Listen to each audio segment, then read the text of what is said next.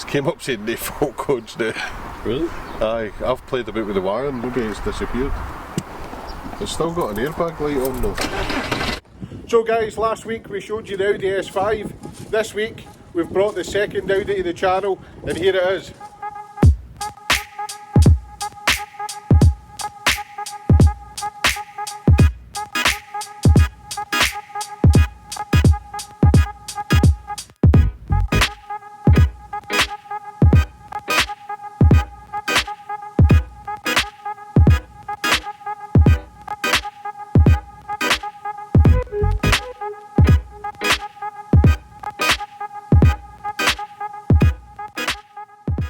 This is our 2003 Audi A4 B6. It's got a factory fitted body kit on it. It's got a stage 1 map that brings it up to 189 brake horsepower, some S-line wheels, but that's all that's really good for it. Because like all VAG cars, the front wings are starting to rot, and you've probably seen the interior. It's gross looking, it's covered in human slime, and needs a proper good clean. So that's what we'll start with. We'll get the hoover out, and we'll get it all hoovered up.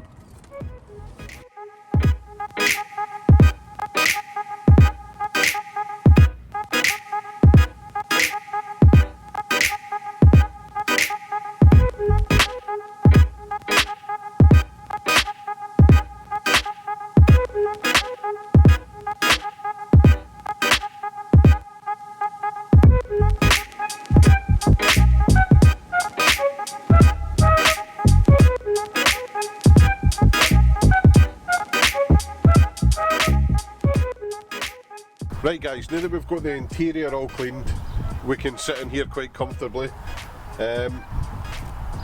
Buying cheap cars is great, right? This Audi, believe it or not, is probably the cheapest Audi A4 we could buy. We've paid £400 for this.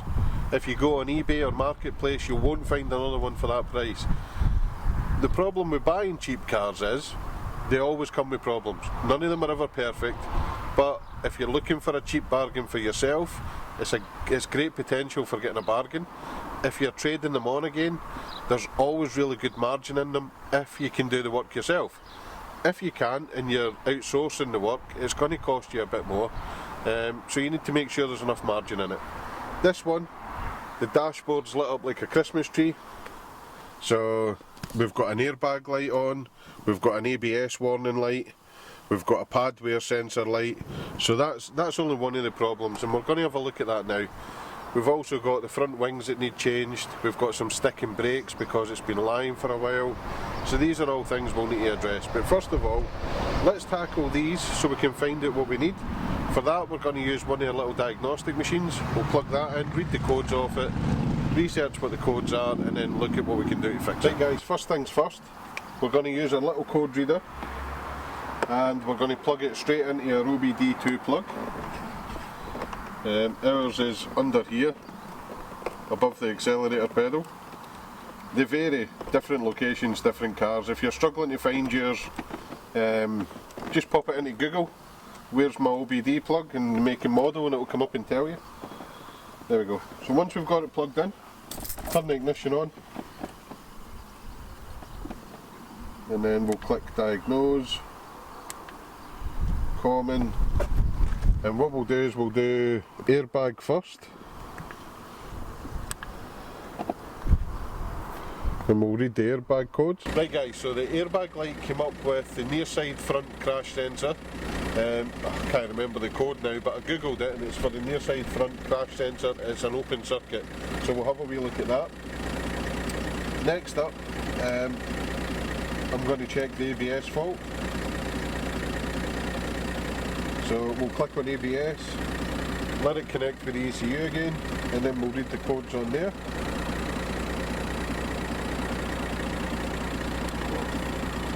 Fault codes. So there's two fault codes in the car for ABS. There's one steering angle sensor, G85 voltage supply terminal 30. Now this had a flat battery when we picked it up, so it was jump started, it was then only driven round the corner, and then we've put another battery in it, and I know there's a procedure for resetting the steering angle sensor, so I'm pretty sure this will clear itself with a drive. The second code is for the speed sensor on the rear right. So the ABS sensor on the back wheel here, it's either going to be a pickup ring or an open circuit in the sensor. So what we'll do is we'll check the airbag sensor first, and then we'll have a look at the ABS sensor. Right, what we've done is we've took the front crash sensor off. Now the first thing you want to do is just have a visual look, make sure nothing's broken or cracked. Have a visual check of the wiring and make sure all the wires are in the plug looks good, there's no moisture or anything in it. And if that looks all good, next you want to check the sensor. Now to do that, you can use a multimeter. Now I know roughly it should be under 1 ohm, right? So set your multimeter to ohms. Depending on the size of the pins on your multimeter, you might need to put little extensions on them. But basically, put one of them in. This can be a wee bit tricky. Hold that against one pin, and then get your next one, pop it in, and there we go. We've got a reading of 34 ohms, and it's continuously rising. 36, 37,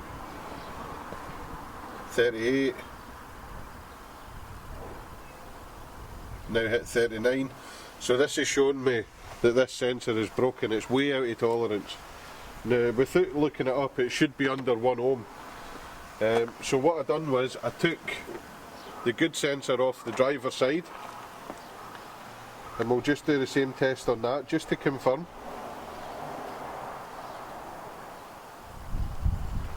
And there we go. This one is 4.7. So,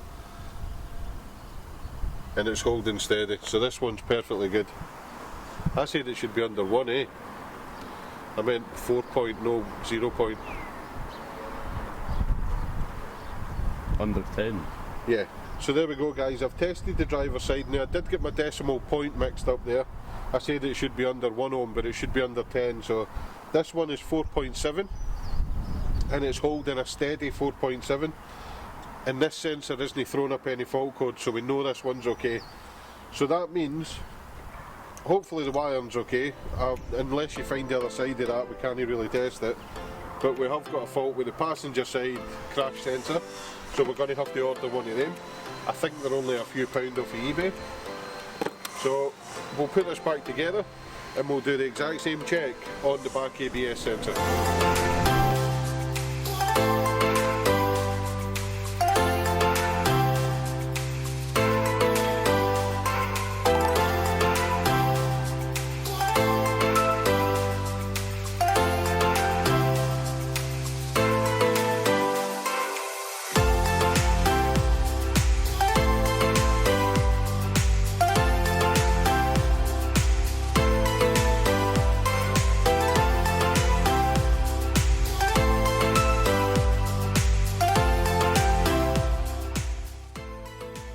Right, we've located the end of the ABS sensor.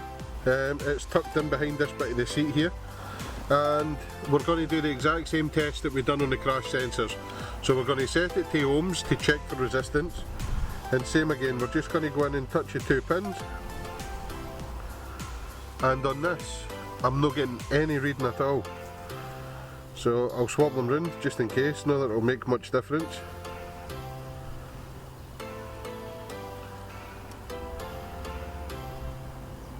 Yeah, absolutely no reading at all on the multimeter.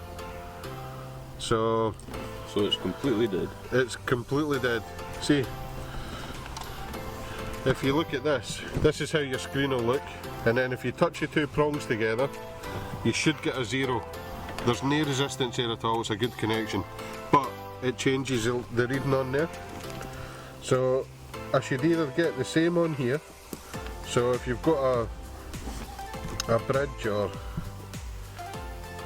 something that's contacting, you'll get the exact same, but I'm not getting any reading whatsoever off of this sensor. So yeah, we'll need a new ABS sensor for that. I think AUTOPARTS, I spoke to AUTOPARTS the other day and they've actually transferred one over for me because I did think it would be a sensor, so we can nip down and pick the sensor up and get this bit done. I've also picked up the discs and pads for it, so we can get that done, but let's nip into AUTOPARTS and grab a sensor. Right, we've got the old sensor off the car. The usual, it snapped, so we had to hammer and chisel and core the old sensor out of the hub, but we've got it. So if you remember back a few minutes ago, we tested this when it was on the car. We set our multimeter to resistance, we put it across the 2 pins, and we didn't get a reading at all. So we picked up the new sensor. Let's have a wee look at this one. So it's exactly the same part. If I get my multimeter and put it across the same 2 pins, we get a reading of 1.5 ohms. Hopefully you can see that and it's not blurry. But yeah, 1.5 ohms, so this sensor's working, that sensor's not. So we'll get this popped back in the car, and then we'll clear the fault code for the ABS.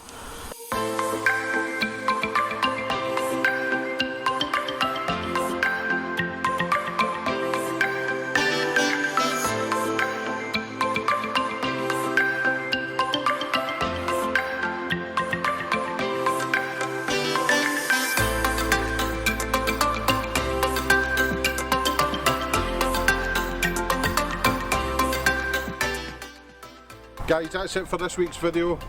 Rather than try and fill a video with loads of rubbish content that you've seen already, like washing cars and hoovering them out and sweeping the drive and cleaning the garage, we'd rather just end it here.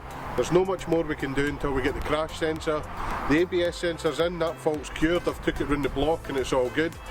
And listen, while we were doing this, we got an email from a company that we reached out to regarding working with our channel, and they've came back and said yes, they're happy to work with us, so we've got some exciting stuff coming in the next couple of weeks. So make sure you keep hitting the subscribe button, keep hitting the like button. Thanks again for all the support, guys, we really appreciate it. And yeah, hopefully we'll get the parts in a couple of days for this. We'll get this finished in the next video and get it up for sale and make some money off it, and then we can buy something else. So we'll catch you in the next one, guys. Bye.